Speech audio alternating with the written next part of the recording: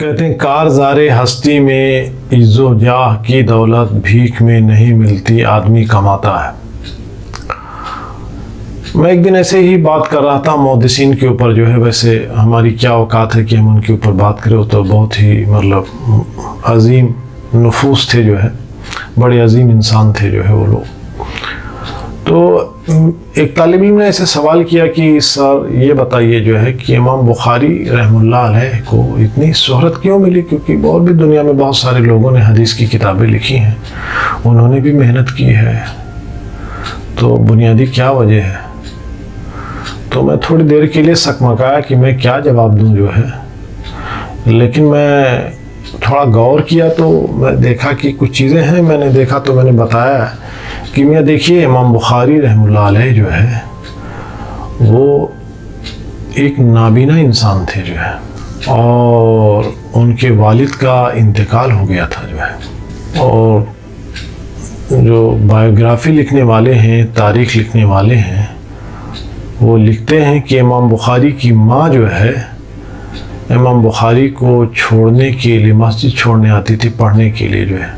اور جب تک کہ وہ اپنا درس کمپلیٹ نہیں کر لیتے تھے، امام بخاری کی والدہ جو ہے وہ مسجد کے باہر کہیں کونے میں کھڑی رہتی تھی جو ہے ان کو لینے کے لیے۔ آپ سوچیے کہ کتنے دنوں تک کہ انہوں نے یہ کام کیا ہوگا، ان کے شوہر بھی نہیں تھے، کتنی مشقت اٹھائی ہوگی جو ہے، سوچیے آپ۔ امام بخاری کے والد جو ہے بہت بڑے تاجر تھے جو ہے، پیسے والے تھے، کوئی ویسے لوگ نہیں تھے جو ہے۔ اور دوسری بات آپ کو یہ بتاؤں کہ امام بخاری جو ہے وہ نابینا تھے جو ہے، اور آپ کی والدہ نے جو ہے کافی دعائیں کی آپ کو جو ہے، کافی دعائیں کی اللہ سے جو ہے، اور اللہ نے جو ہے امام بخاری کو جو ہے بینائی دے دیا جو ہے۔ تو اس سے یہ پتہ چلتا ہے کہ اللہ تعالیٰ نے جو ہے، اللہ پاک نے جو ہے امام بخاری کے اوپر خصوصی کرم کیا جو ہے۔ جس کے اوپر خصوصی کرم ہوگا یقیناً اس کا مرتبہ تو بڑا ہوگا ہی نا، بلند ہوگا ہی جو ہے۔ اور ایک دفعہ کا ذکر ہے جو خود امام بخاری نے جو ہے رحمہ اللہ علیہ نے اپنے ایک بایوگرافی میں جو ہے ذکر کیا، اور بھی دوسرے علماء نے ذکر کیا ہے کہ ایک دفعہ کا ذکر ہے کہ آپ کہیں جہاز سے جو ہے کشتی سے سفر کر کے جا رہے تھے، تو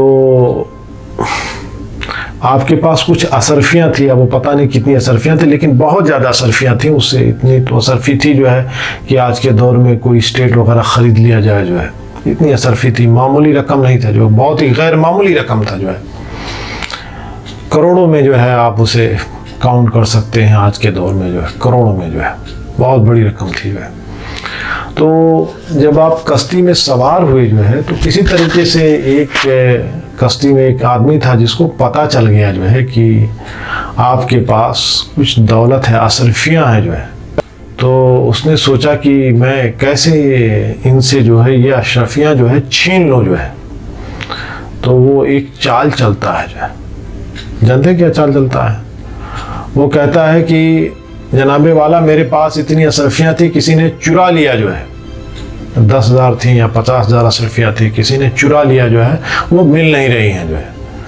تو جو جہاز کا جو ہے کیپٹن یا جو بھی کشتی کا چلانے والا رہتا ہے وہ تلاشی لیتا ہے جو ہے، تو سوچتا ہے کہ جب امام بخاری کے پاس آئیں گے، کیونکہ لوگوں کو معلوم نہیں ان کے پاس دولت ہے، اتنے رکھے ہوئے ہیں جو ہے، تو وہ تلاشی ہوگی، وہ نکلے گا جو ہے تو وہ میرا ہو جائے گا، میں لے لوں گا جو ہے۔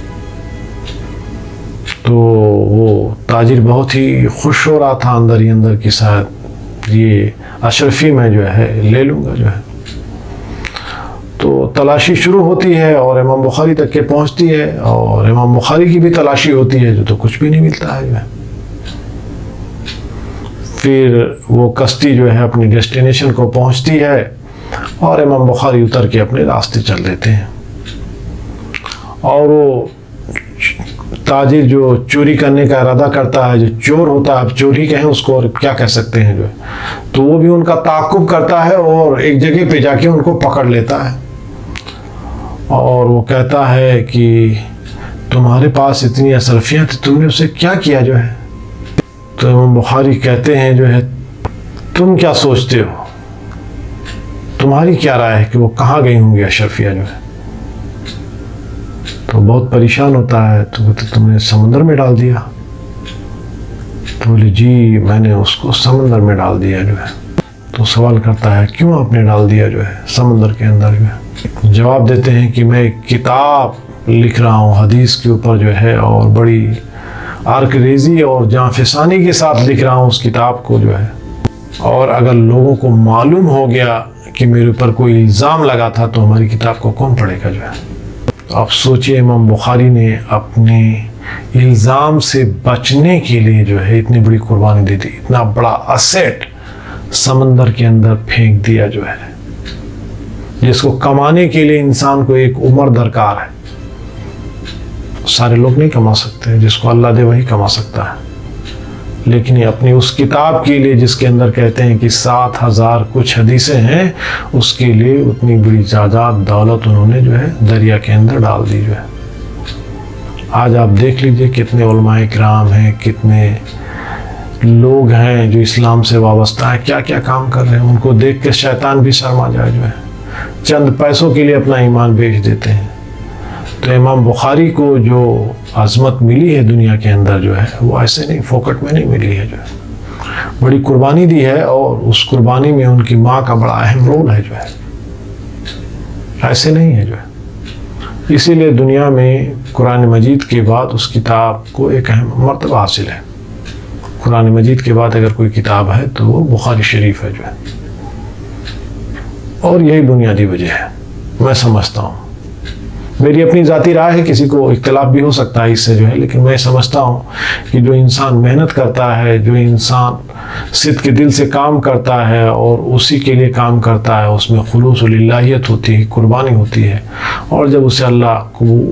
قبولیت بخشتا ہے تو وہ کتاب جو ہے یا وہ عمل جو ہے وہ بالکل جو ہے زندہ جاوید ہو جاتی ہے جو ہے۔ تو یہی معاملہ امام بخاری کے ساتھ ہے، ہمیں جو ہے اس پہلو پہ غور کرنا چاہیے جو ہے۔